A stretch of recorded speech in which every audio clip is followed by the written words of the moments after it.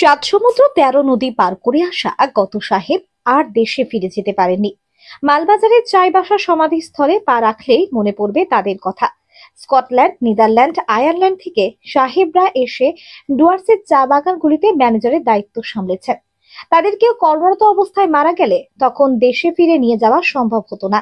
চাইবাসায় সমাধিস্থ করা হতো তাদের। ৩১ নম্বর জাতীয় সড়ক থেকে ডান দিকে পাহাড়ি রাস্তা ধরে সামান্য এগোলে রাঙামাটির চা বাগান। ১৮ শতকে গড়ে ওঠা এই বাগানের একটি লাইন চাইবাসা। সেখানেই তৈরি হয়েছিল সাহেব, ম্যানেজার ও তাদের পরিবারের মৃত সদস্যদের সমাধিস্থল। তাই অন্য চা বাগানের তুলনায় রাঙামাটির পরিবেশ অনেকটাই ভিন্ন, যেন এখানের ইতিহাস কথা বলে।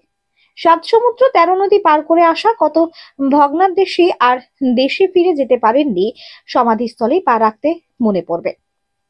শুরুতে স্কটল্যান্ড, নেদারল্যান্ড, আয়ারল্যান্ড থেকে সাহেবরা এসে ডুয়ার্সের চা বাগানগুলিতে ম্যানেজারের দায়িত্ব সামলেছেন। তাদের কেউ কর্মরত অবস্থায় মারা গেলে তখন দেশে ফিরিয়ে নিয়ে যাওয়া সম্ভব হতো না।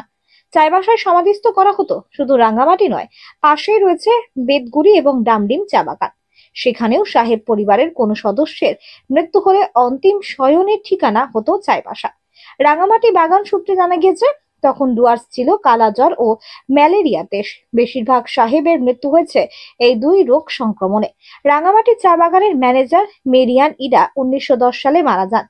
তাকে চাইবাসায় সমাধিস্থ করা হয়। এখানে শহীদ আছেন Patrick Charles Jordan, rapid beach সহ আরো অনেকেই। প্রায় ১৫০ সমাধি রয়েছে। কোন সমাধিতে প্রিয়জনের স্মৃতিতে মূর্তি গড়ে দেওয়া হয়েছে। রক্ষণাবেক্ষণের অভাবে অনেক সমাধি অক্ষত নেই, চুরি হয়েছে ইট, এমনকি মূর্তিও। তবে আশার কথা সম্প্রতি সামান্য সংস্কারে।